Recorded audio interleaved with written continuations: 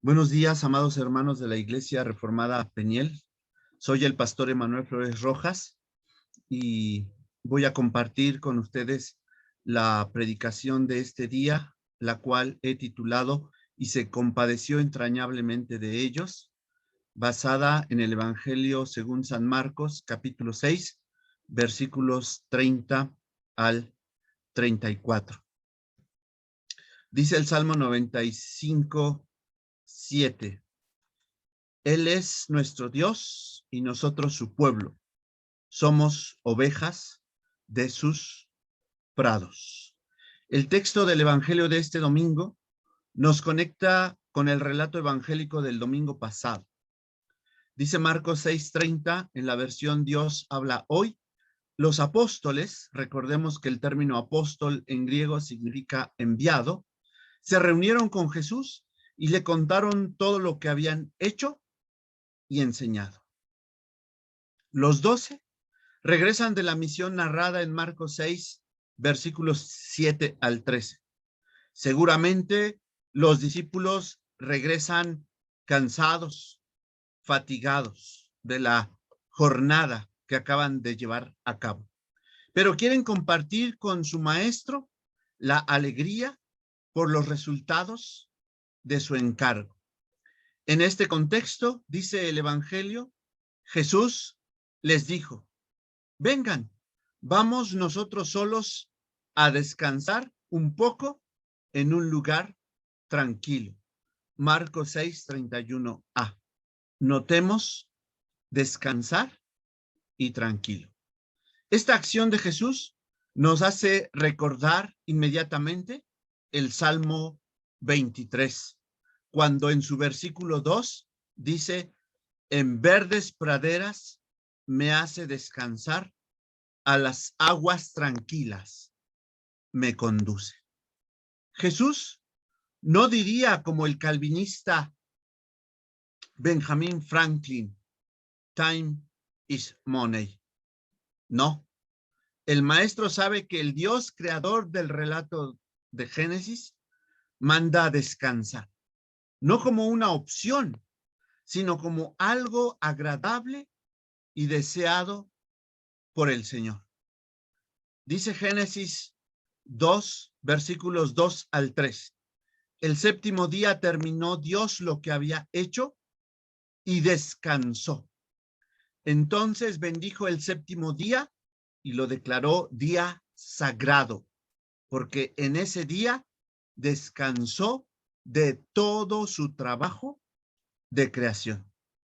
El descanso, hermanos y hermanas, forma parte de los dones de Dios para su creación, tal como nos lo recuerda justamente el tercer mandamiento en Éxodo 20, versículos 8 al 11, que dicen: acuérdate del sábado para consagrarlo al Señor. Trabaja 6 días y haz en ellos todo lo que tengas que hacer. Pero el séptimo día es de reposo consagrado al Señor tu Dios. No hagas ningún trabajo en ese día, ni tampoco tu hijo, ni tu hija, ni tu esclavo, ni tu esclava, ni tus animales, ni el extranjero que viva contigo. Porque el Señor hizo en 6 días el cielo, la tierra, el mar y todo lo que hay en ellos, y descansó el día séptimo. Por eso el Señor bendijo el sábado y lo declaró día sagrado. Resulta sorprendente que en una sociedad arcaica como la israelita se demande descansar y que ese beneficio alcance incluso a los esclavos, a los que en distintas sociedades esclavistas no eran sujetos de derechos.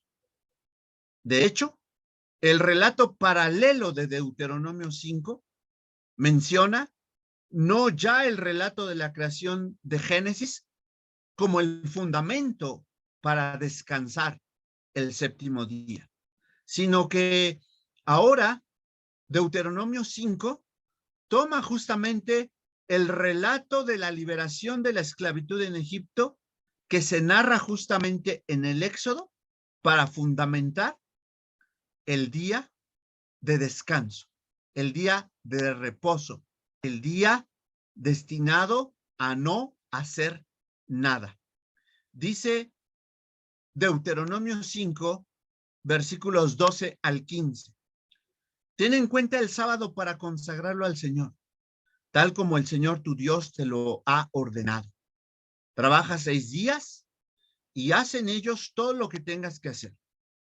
Pero el séptimo día es día de reposo consagrado al Señor tu Dios.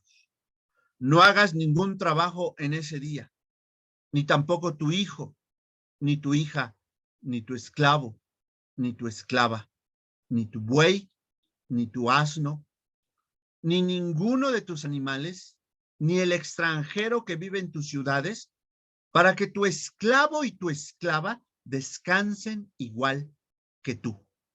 Recuerda que también tú fuiste esclavo en Egipto y que el Señor tu Dios te sacó de allí desplegando gran poder.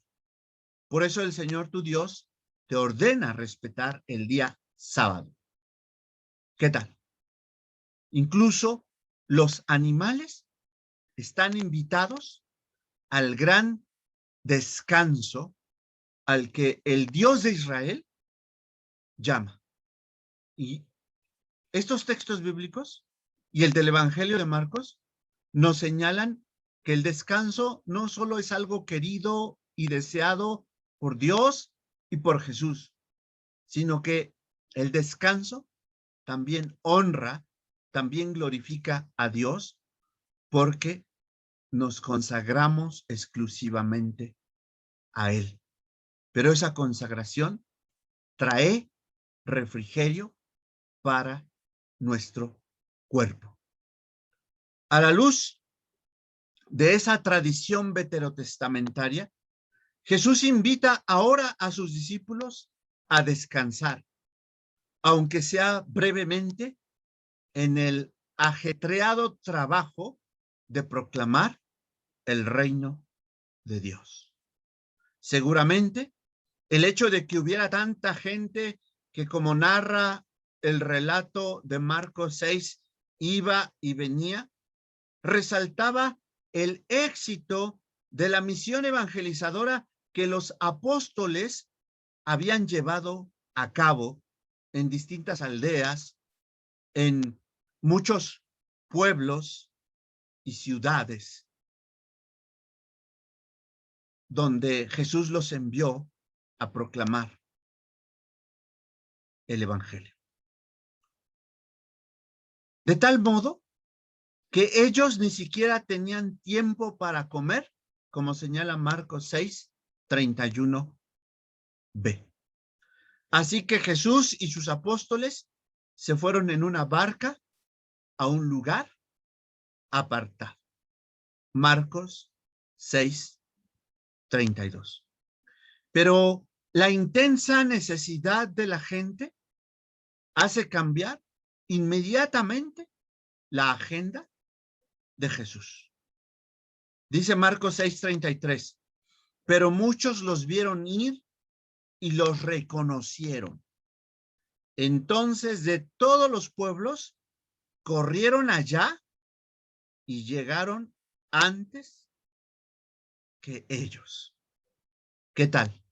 La gente está profundamente necesitada y encuentra en Jesús descanso, refrigerio, dirección, bendición para sus corazones quebrantados, para sus más variopintas necesidades. Al parecer, las angustias de la gente son tantas que sencillamente no dan tregua a Jesús ni a sus discípulos.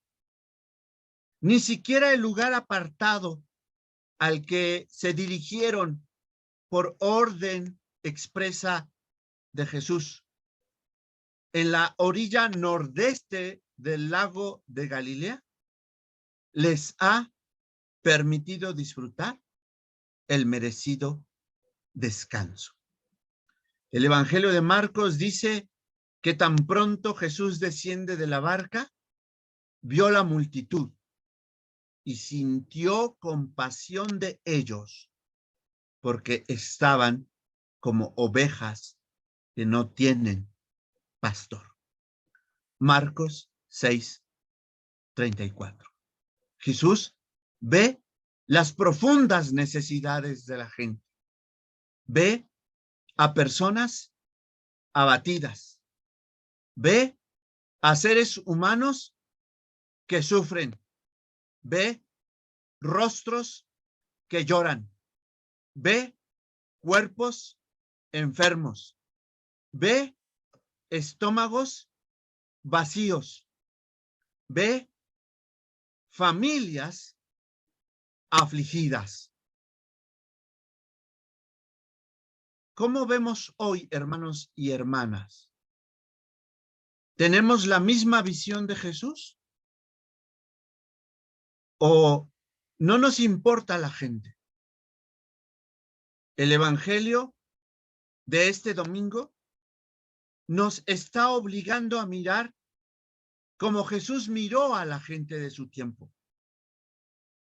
Otra traducción dice que Jesús se compadeció entrañablemente de ellos.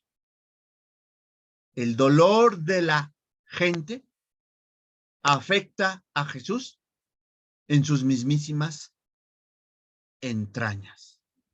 La multitud necesitada hace que literalmente se le revuelvan las tripas al Señor Jesús, de tal modo que sus entrañas se conmueven. Dios, hermanos y hermanas, siente el dolor y el sufrimiento de la gente. En Jesucristo, Dios mismo experimenta eso. Él no se mantiene distante y al margen. Jesús no permanece en la opacidad. Lucas 1:78 habla de la entrañable misericordia de Dios que ha venido a salvar a su pueblo. Y en Filipenses 1:8, el apóstol Pablo habla del entrañable amor de Jesucristo que siente por los filipenses. Así, hermanos y hermanas, tenemos que experimentar, tenemos que vivenciar, tenemos que ver entrañablemente a la gente. ¿Qué nos quiere enseñar Jesús con esos gestos? ¿Qué quiso transmitirles el maestro Galileo a sus apóstoles? El Evangelio de Marcos, ¿qué quería enseñarles a sus primeros lectores? Seguramente, entre otras cosas, que la misión de la iglesia no está completa si no vemos y sentimos como Jesús, pero sobre todo si no actuamos como el maestro allende las necesidades de la gente. La razón de que Jesús se conmueva en las entrañas es que encuentra a esas masas desarrapadas como ovejas sin pastor. Esta imagen del pueblo de Dios como un rebaño es muy importante a lo largo de todo el Antiguo Testamento. Por ejemplo, en el desierto, recordemos que en hebreo, el libro que nosotros conocemos como Números se llama Bemidbar. Bemidbar, literalmente en el desierto. En el libro de Números encontramos a Moisés, que enfrentándose a su próxima muerte, le hace una petición urgentísima al Señor. Números 27, 15 al 17, dicen: y Moisés dijo al Señor: Dios y Señor, tú que das la vida a todos los hombres, nombra un jefe que se ponga al frente de tu pueblo y lo guíe por todas partes, para que no ande como rebaño sin pastor. En el desierto, el rebaño de Dios puede descarriarse, como en efecto sucedió. Pueden ir a Éxodo 17:7 y al Salmo 95, versículos 8 y 9, para confirmar esto que acabo de decir. Pero el pastor, como líder de un pueblo libre, debe evitar toda desobediencia a Dios. Desobediencia propia y desobediencia también del pueblo que él está llamado a dirigir. Porque si el pastor es desobediente, esto puede ocasionar no solo su propia perdición, sino la destrucción del pueblo rebaño del Señor.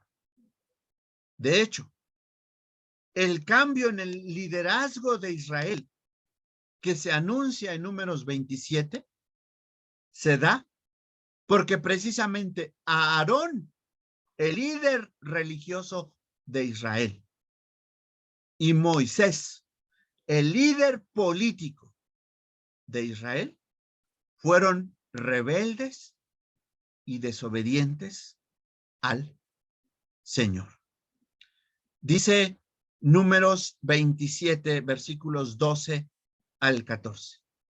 El Señor le dijo a Moisés: sube a este monte de Abarim y mira la tierra que les he dado a los israelitas. Después que la hayas visto, morirás y te reunirás con tus antepasados, como tu hermano Aarón, ya que ustedes dos desobedecieron mis órdenes en el desierto de Sin, cuando el pueblo me hizo reclamaciones, y no me honraron delante de ellos cuando pidieron agua.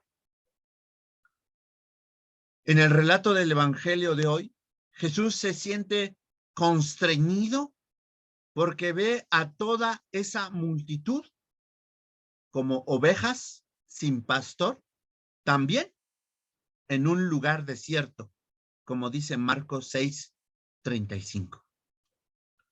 En otros lugares del Antiguo Testamento encontramos las fuertes reclamaciones que Dios dirige a los líderes políticos y religiosos de Israel porque no han sido buenos pastores. El profeta Ezequiel lanza la siguiente filípica. Ezequiel 34, versículos 1 al 6, dicen: el Señor se dirigió a mí y me dijo: tú, hombre, habla en mi nombre contra los pastores de Israel y diles: esto dice el Señor. Ay de los pastores de Israel que se cuidan a sí mismos. Lo que deben cuidar los pastores es el rebaño. Ustedes se beben la leche, se hacen vestidos con la lana y matan las ovejas más gordas, pero no cuidan el rebaño. Ustedes no ayudan a las ovejas débiles, ni curan a las enfermas, ni vendan a las que tienen alguna pata rota, ni hacen volver a las que se extravían, ni buscan a las que se pierden, sino que las tratan con dureza y crueldad. Mis ovejas se quedaron sin pastor y se dispersaron, y las fieras salvajes se las comieron. Se dispersaron por todos los montes y cerros altos, se extraviaron por toda la tierra, y no hubo nadie que se preocupara por ellas y fuera a buscarlas. Note qué tremendo reclamo hace Dios a los pastores de Israel, entiéndase, a los líderes políticos y religiosos del pueblo del Señor. Frente a ese desdén que los pastores sienten por el rebaño, por el pueblo del Señor, Dios mismo tiene que intervenir para salvar a sus ovejas. Y aquí hagamos una digresión. ¿Qué es una oveja? En términos muy simples, podríamos decir que es un animal domesticado. Esta breve definición podríamos adoptarla para nosotros mismos. Pero claro está, en un sentido positivo. En el lenguaje cotidiano, a una persona que no razona su actuar o que se deja llevar por otros o que se deja arrastrar por ciertas pasiones, le llamamos, le decimos que es un borrego. Una oveja, como animal domesticado, precisa de un pastor, porque no puede defenderse a sí misma, como podría hacerlo una fiera no domesticada. Dice Ezequiel 34, 7 al 8. Así que, pastores, escuchen bien mis palabras. Yo, el Señor, lo juro por mi vida. Fieras salvajes de todas clases han robado y devorado a mis ovejas, porque no tienen pastor. Mis pastores no van a buscar a las ovejas. Los pastores cuidan de sí mismos, pero no de mi rebaño. Un pastor no puede apacentarse a sí mismo. Tiene que apacentar a las ovejas. Y el modelo de pastoral, siempre y en todos los casos, es el propio Jesús, quien dijo: yo soy el buen pastor, y el buen pastor su vida da por las ovejas. El mal pastor se aprovecha de las ovejas. En un sentido positivo, nosotros como ovejas, pueblo de Dios, somos animales domesticados. No me malinterpreten, hermanos. Es decir, somos personas educadas y defendidas, cuidadas, preservadas por Dios y para Dios. Escuchemos las promesas de Dios frente al descuido que los pastores de Israel tuvieron con el pueblo del Señor. Pero yo voy a salvar a mis ovejas. No dejaré que las sigan robando. Voy a hacer justicia entre las ovejas. Esta es una promesa de Dios a su pueblo. En Éxodo 30, en Ezequiel 34, 22. El profeta Isaías también proclama la buena nueva. Dice así Isaías 40, versículos 9 al 11. Súbete, Sión, a la cumbre de un monte. Levanta con fuerza tu voz para anunciar una buena noticia. Levanta sin miedo la voz, Jerusalén, y anuncia a las ciudades de Judá: aquí está el Dios de ustedes. Llega ya el Señor con poder, sometiéndolo todo con la fuerza de su brazo. Trae a su pueblo después de haberlo rescatado. Viene como un pastor que cuida su rebaño. Levanta los corderos en sus brazos, los lleva junto al pecho y atiende con cuidado a las recién paridas. Así, hermanos y hermanas, cuida Dios a su pueblo, a su rebaño. Y podemos entender por qué Jesús tuvo compasión de esa multitud, porque las vio como ovejas sin pastor. Nosotros, hermanos y hermanas, ¿tendremos la misma visión de Jesús? ¿Procederemos también como Él? ¿O cerraremos los ojos a las necesidades de la gente y también los oídos al clamor de los necesitados? La mirada de Jesús sobre esas ovejas que no tienen pastor y de las que siente compasión, nos recuerda invariablemente el Salmo 23 en el versículo 1. El Señor es mi pastor, nada me faltará. Que también podría traducirse desde el hebreo, el Señor es mi pastor, no me falta. El Señor como pastor de Israel y ahora como pastor de la iglesia, no falta a su iglesia.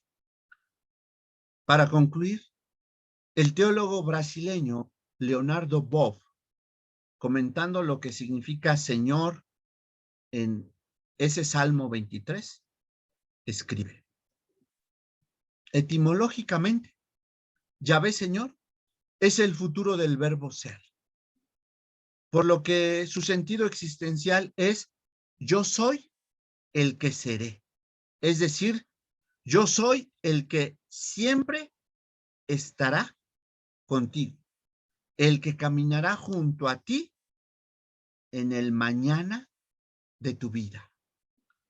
No se trata de una reflexión metafísica en el sentido del ser, propia de los griegos, sino de una experiencia histórica específica de los hebreos. Estos se encontraron con Dios a lo largo de su vida como nómadas, más tarde como exiliados y, finalmente, como pueblo que se constituyó poco a poco mediante la confederación de 12 tribus. El texto del Éxodo expresa de modo sintético esta dimensión histórica. Yahvé, el Dios de vuestros padres, el Dios de Abraham, de Isaac y de Jacob, este es mi nombre para siempre. Éxodo 3:15. Yahvé Señor adquiere una dimensión cósmica. Él es el creador del cielo y de la tierra y de toda y cada una de las personas humanas a las que llama por su nombre. Por eso, Él es el único Señor de nuestra vida y de nuestro destino. Nadie puede competir con Él. Él conoce nuestra naturaleza, como dice el Salmo 103. Se acuerda de que somos polvo y nos colma de misericordia y compasión. Es a Él, así de poderoso y excelso, a quien invocamos como mi pastor. Y es en sus manos en las que ponemos nuestras vidas. Amén, hermanos. Que así sea. Recuerden que el Señor Jesús se compadeció entrañablemente de ellos. Y hoy Jesús sigue compadeciéndose entrañablemente también de nosotros. Que Dios nos bendiga. Amén.